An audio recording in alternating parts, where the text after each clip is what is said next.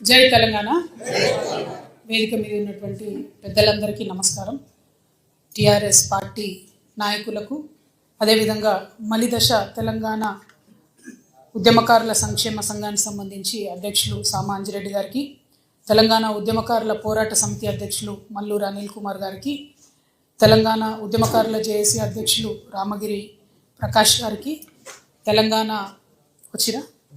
వస్తున్నారా ఓకే, తెలంగాణ అమరవీరుల ఆశయాల సాధన సమితి అధ్యక్షులు సాయిరామ్ గారికి, తెలంగాణ ఉద్యమకారుల సంఘం అధ్యక్షులు పూస శ్రీనివాస్ గారికి, తెలంగాణ ఉద్యమకారుల జేఏసీ చైర్మన్ భోగే పద్మ గారికి, తెలంగాణ ఉద్యమకారుల ఫోరం అధ్యక్షులు మాదాసు శ్రీనివాస్ గారికి, సాజిదా సికందర్ గారికి, తొలి మలిదశ తెలంగాణ ఉద్యమకారుల సంఘం, అట్లానే అన్న అమరుడు వేణుగోపాల్ రెడ్డి గారి ఫాదరు మేనమామ గారు వారు ఉన్నారు. అట్లానే మన వేదిక మీద మధు గారు, మా అన్న చందన్న, గోపి సదానందం గారు, అంటే ఇక్కడ ఉన్న ప్రతి ఒక్కరు కూడా ఉద్యమకారులే. ఎవరు ఉద్యమంలో లేని వాళ్ళు అయితే ఇక్కడ ఉన్నట్టు నాకు కనబడతలేదు. అందరం కూడా ప్రతి ఒక్కరం ఉద్యమకారులమే ఇక్కడ ఉన్నాం.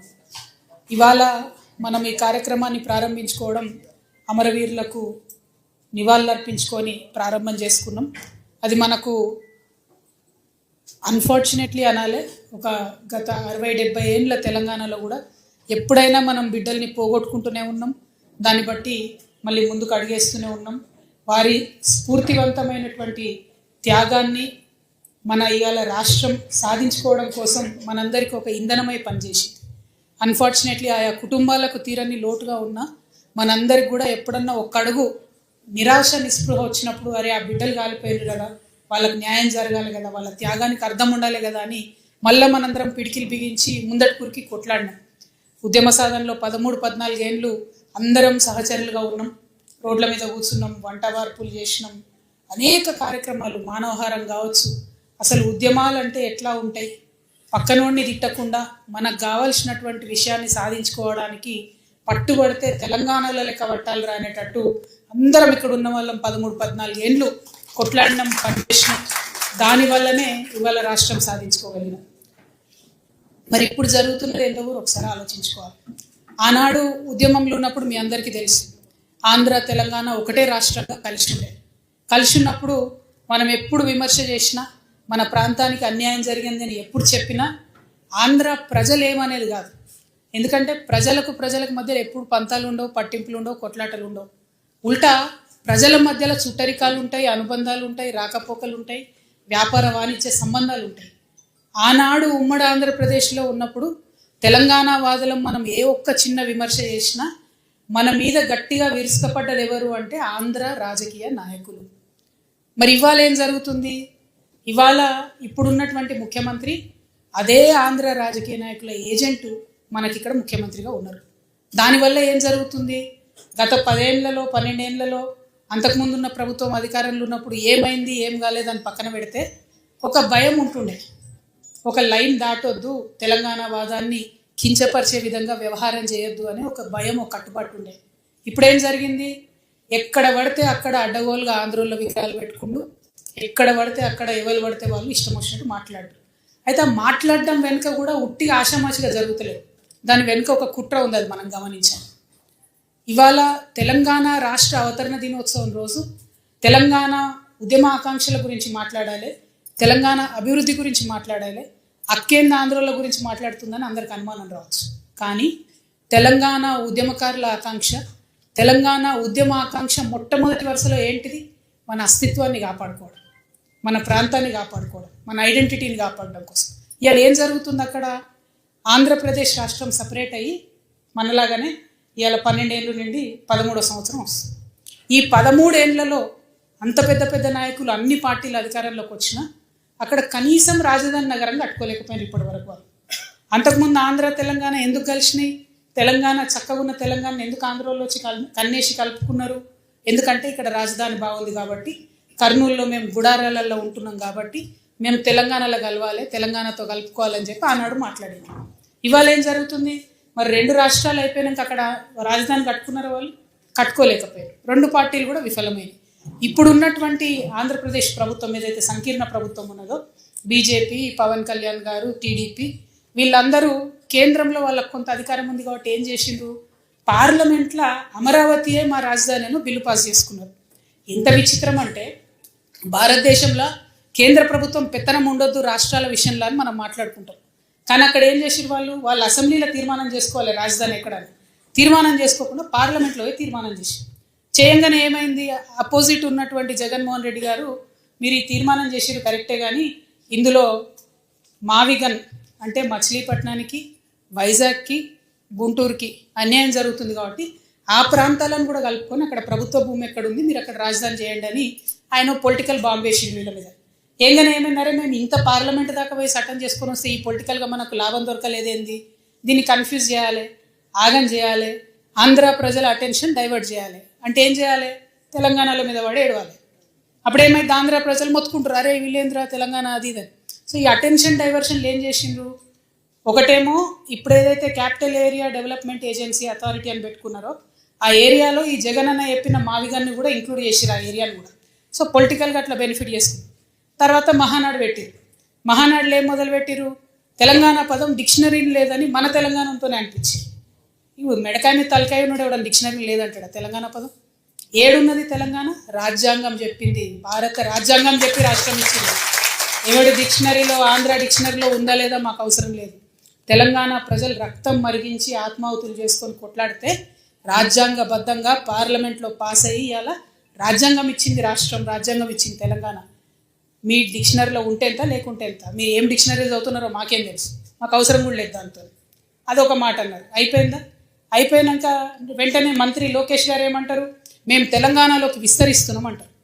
అయ్యా లోకేష్ గారు, ముందు ఇప్పుడు వానాకాలం వస్తూ ఉన్నది. అయ్యా పవన్ కళ్యాణ్ గారు, మీరు రేపు పొద్దుగాలేంది నవనిర్మాణ తెలంగాణ నవనిర్మాణాన్ని పవన్ కళ్యాణ్ వచ్చి ఇక్కడ సభ పెడతాడు. నేనేమంటున్నా అంటే ఈ లోకేష్ గారు పవన్ కళ్యాణ్ గారు వాళ్ళది ఒకటే ప్రభుత్వం కదా, ఆంధ్ర ప్రభుత్వాన్ని నేను విజ్ఞప్తి చేస్తున్నా, వానాకాలం వస్తుంది, మీ సెక్రటేరియట్లో మీ అమరావతిలో మీ ముఖ్యమంత్రి గారి కుర్చీ కింద నీళ్ళు రాకుండా చూసుకోండి. ఫస్ట్ ప్రతి వానాకాలం అక్కడ క్యాపిటల్ మునుగుడే, ప్రతి వానాకాలం అక్కడ క్యాపిటల్ మునుగుడే. అంటే ఎంత అవమానం ఇది ఆంధ్ర ప్రజలకు చెప్పండి. నాయకులేమో వాళ్ళు ఇప్పటికీ కూడా ఆంధ్ర మంత్రులు వచ్చి హైదరాబాద్లో ఆపరేషన్లు చేయించుకొని పోతారు. 12 ఏళ్ళు అయింది, ఆడ కట్టుకోరాదనే హాస్పిటల్. మీ ప్రజలకు ఎట్లా మరి, మీరంటే కార్లు ఉన్నాయి రయ్యరువే వచ్చిపోతారు, ప్రజలకు ఎట్లా, వాళ్ళు ఎక్కడికి పోవాలి? అయితే నెల్లూరులో ఉన్న వాళ్ళు చెన్నైకి పోవాలి, అక్కడ ఉన్న వాళ్ళు బెంగళూరు పోవాలి, అనంతపురం వాళ్ళు లేకపోతే విజయవాడ దగ్గర ఉన్న వాళ్ళంతా హైదరాబాద్కి రావాలి. అంటే ఇప్పటికీ కూడా మీ ప్రజలకు హాస్పిటల్ కట్టరు, ఇప్పటికీ మీ ప్రజలకు కావాల్సిన వసతులు ఇయ్యరు, మీ రాజకీయ అవసరాల కోసం మాత్రం తెలంగాణ మీద పడేస్తారు. ఇది కరెక్ట్ కాదు, మేము గమనిస్తున్నాం. తెలంగాణ వాదులం రాజకీయంగా పరిణితి చెందినటువంటి వాళ్ళం. మీరేదో రెచ్చగొట్టంగానే మేము రెచ్చిపోయి మేము ఇడికేలేదో అంటాం అనుకునేరు. కానీ ఇక్కడ వాళ్ళ ఏజెంట్ ముఖ్యమంత్రి గారు ఉండడం వల్ల నష్టం ఏం జరుగుతుందంటే రకరకాల విగ్రహాలు పెడుతున్నారు. నేను ముందే చెప్పిన, నేనైతే పాత నాయకులంతా మంచిదని కాదు, ఇట్లనే మీరు ఊకే చేసిందంటే మేము ఖచ్చితంగా అధికారంలోకి వస్తాం, అన్ని విగ్రహాలు బిడ్డ పలగొట్ట ఆంధ్రాకి పార్సల్ చేస్తాం. నేనైతే అంత ఓపిక మంత్రాలని కాదు, అంత విశాల హృదయం లేదు నాకు. ఎందుకు ఈ మాట చెప్తా ఉన్నా అంటే రావచ్చు పోవచ్చు, రొయ్యలు అమ్ముకోవచ్చు, రావచ్చు పోవచ్చు, షూటింగ్లు చేసుకోవచ్చు, రావచ్చు పోవచ్చు, సినిమాలు తీసుకోవచ్చు. వ్యాపారవేత్తలకైతే ఎర్ర చివాచి వేసి వెల్కమ్ చేస్తారు. ఎందుకంటే స్విట్జర్లాండ్ అని కాలు పట్టుకొని, యూకే అని కాలు పట్టుకొని, జపాన్ అని కాలు పట్టుకొని ఇడికి రాండయ్య భూములు ఇస్తాం అంటున్నాడు. ఆంధ్రాలో శ్రీ సిటీ అని కట్టిండు ఆయన, ఎవరో రెడ్డి శేఖర్ రెడ్డి ఎవరు, ఆయన కూడా వెల్కమ్ చెప్తాం మనం. ఎందుకంటే ఒక పేరు ఎందుకు చెప్తున్నా అంటే సక్సెస్ఫుల్ మోడల్. అక్కడ 30 దేశాల నుంచి వచ్చి కంపెనీలు పెట్టుకురు ఆయన సిటీలో. ఇక్కడికి వచ్చిండు అనుకోండి, మన దగ్గర 60 దేశాలలో వచ్చి కంపెనీ పెడతారు. మాకు ప్రాబ్లం వాళ్ళతోని కాదు, ప్రాబ్లం వల్ల మీళ్ళు వచ్చి మళ్ళా ఆంధ్ర రాజకీయ నాయకులు వచ్చి సెక్రటేరియట్లో గంట తిప్పుతామంటేనే మాకు ప్రాబ్లం. అది రానీయం. పవన్ కళ్యాణ్ గారు ఆయన మీద ప్రొఫెసర్ నాగేశ్వరరావు గారు ఒక మాట మాట్లాడారు. అట్లనే నిన్న మన పాశం యాదగిరి అన్న ఒక మాట మాట్లాడారు. మాట్లాడంగానే ఇక్కడ వాళ్ళ ఏజెంట్ ఉన్నాడు కాబట్టి ఆంధ్ర పోలీసు వాళ్ళు మా మేధావులు ఇంటికి వస్తుంది. ఇట్లా చేస్తే మాత్రం ఊరుకోం, క్వశ్చనే లేదు. మాకు అన్ని రైట్స్ ఉన్నాయి, మేము అనుకున్నది మేము ఖచ్చితంగా చెప్తాం. రాజకీయంగా దమ్ముంటే దాన్ని ఎదుర్కోండి. మీ కాడ రాజధాని కట్టుకున్నాడు రాదు శాత కాదు, కానీ ఇడికి వచ్చాక తెలంగాణ నవనిర్మాణం చేస్తారట. మా పని మేము చేసుకుంటాం, మా నిర్మాణం మేము చేసుకుంటాం, మా కథలు మేము పడతాం. రాష్ట్రం విడిపోయింది, ప్రజలు విడిపోలే. మీరు ప్రజల మధ్యలో చిచ్చు పెట్టకండి. చిచ్చు పెడితే మాట్లాడేటోళ్ళు లేరు, ఊరుకుంటోళ్ళు లేరు అనుకుంటారేమో. ఇగో ఈ జెండా రాకముందు లెక్క వేరే, ఇప్పుడు లెక్క వేరే. టీఆర్ఎస్ 2.0 ఇక్కడ, టిఆర్ఎస్ 2.0 ఇక్కడ పెట్టుకుంటే మాత్రం మంచిగా ఉండదు. ఇది వరకు ఒకసారి పెట్టుకున్నారు, రాష్ట్రం వచ్చింది, ఈసారి మూతి పనులు రాలిపడతాయి. కాబట్టి మీరు మా ప్రజల్ని తక్కువ చేసి మాట్లాడడం, మా మేధావుల మీద చేయాలనుకోవడం, లేనిపోని సాంస్కృతిక పెత్తనం మా మీద రుద్దాలనుకోవడం, మీకు అక్కడ రాజధాని కట్టుకోవడం చేతగాక మీ పొలిటికల్ పంచాయతీలను తీసుకొచ్చి మా మీద రుద్దడం. ముందు మీ రాజధాని కట్టుకోండి. మా జిహెచ్ఎంసీ ఎన్నికలలో పోటీ చేసే విషయం మీరు మళ్ళీ ఆలోచించారు. మా జిహెచ్ఎంసీలో ఇక్కడ సెటిల్ అయ్యి ఇక్కడ ఉన్నటువంటి ఆంధ్ర బిడ్డలు మా వాళ్ళు. గత 12 ఏళ్ళుగా వాళ్ళని మేము కడుపులో పెట్టుకొని కాపాడుకున్నాం. ఇంకా ఎన్ని ఏళ్ళైనా అట్లనే కాపాడుకుంటాం. తెలంగాణ వాళ్ళం ఎవరిని ఇబ్బంది పెట్టేటోళ్ళం కాదు. చుట్టపు సూపుగా వచ్చినా ఇంటికి వచ్చినా వాళ్ళని ఉన్నాం, వాళ్ళు మన దగ్గరే ఉన్నారు, మన దగ్గరే సెటిల్ అయిన, వాళ్ళతో ఇబ్బంది లేదు. రాజకీయంగా పెత్తనం చేస్తాం, సెక్రటేరియట్లో ఏలు పెడతాం, మీ విధానాలలో ఏలు పెడతాం, మీ నీళ్లు దోసుకుంటాం అంటే మాత్రం ఊరుకునేది ఉండదు. ఖచ్చితంగా చెప్తా ఉన్నాం. ఇవాళ మా ఉద్యమ ఆకాంక్షలో పరిరక్షణలో భాగంగా మొట్టమొదటిది మా అస్తిత్వాన్ని పరిరక్షించుకోవడం. ఆ అస్తిత్వాన్ని పరిరక్షించుకోవడంలో మీరు ఆంధ్ర వాళ్ళైనా సరే, ఇక్కడ ఆంధ్ర ఏజెంట్గా ఉన్న తెలంగాణ ముఖ్యమంత్రి అయినా సరే, తెలంగాణ అస్తిత్వాన్ని క్వశ్చన్ చేసే విధంగా మాట్లాడితే మాత్రం ఊరుకునేదే ఉండదని చెప్పి ఈ సందర్భంగా తెలియజేస్తూ, మరి ఇక్కడ ఉండేటటువంటి మన ఉద్యమకారులకు నేను రిక్వెస్ట్ చేస్తూ ఉన్నా. ప్రభుత్వాన్ని మనం పదే కోరినాం. 2.5 సంవత్సరాలు అయింది. ఉద్యమకారుల ఆకాంక్షలు నెరవేర్చండి, ఉద్యమకారులకు మీరు ఇచ్చినటువంటి వాగ్దానాలు నెరవేర్చండి అని పదే అడిగినాం. అడిగితే ఏం చేసిండ్రు? ఇప్పుడు వరకు 2 సార్లు 3 సార్లు కమిటీ చేసిండ్రు. టైంపాస్ చేస్తున్నారు తప్పితే విషయం అయితే క్లారిటీ ఇస్తలేదు. రేపు 2వ తారీఖు, రేపు తెలంగాణ రాష్ట్ర అవతరణ దినోత్సవం. మనందరం సగర్వంగా జెండా వేసుకొని చాటే రోజు. రేపు ముఖ్యమంత్రి గారికి మేమందరం ఇక్కడ నుండి ఈ రౌండ్ టేబుల్ వేదికగా డిమాండ్ చేస్తూ ఉన్నాం. ఏదైతే మీరు మేనిఫెస్టోలో ఉద్యమకారులకు హామీ ఇచ్చిందో అది రేపు ప్రకటించండి.